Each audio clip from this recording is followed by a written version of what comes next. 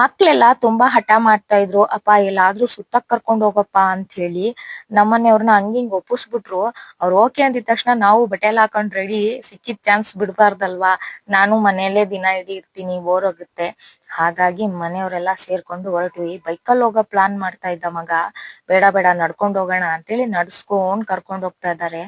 ಅಲ್ಲಿ ಇಲ್ಲಿ ಮಕ್ಳಿಗೆ ಅದು ಇದು ತೋರಿಸ್ಕೊಂಡು ಹೋಗ್ತಾ ಇದ್ರು. ನನ್ಗಂತೂ ಅನ್ಸಿರ್ಲಿಲ್ಲ ಇವ್ರು ಏನಾರ ತಿನ್ನಿಸ್ತಾರೆ ಅಂತ. ಯಾಕಂದ್ರೆ ಬಿಹಾರ್ ಸೈಡ್ ಅವರು ತುಂಬಾ ಕಂಜೂಸು, ತಿನ್ನೋ ವಿಷಯದಲ್ಲಿ ಆಗ್ಲಿ, ಸುತ್ತಾಡೋ ವಿಷಯದಲ್ಲಾಗ್ಲಿ.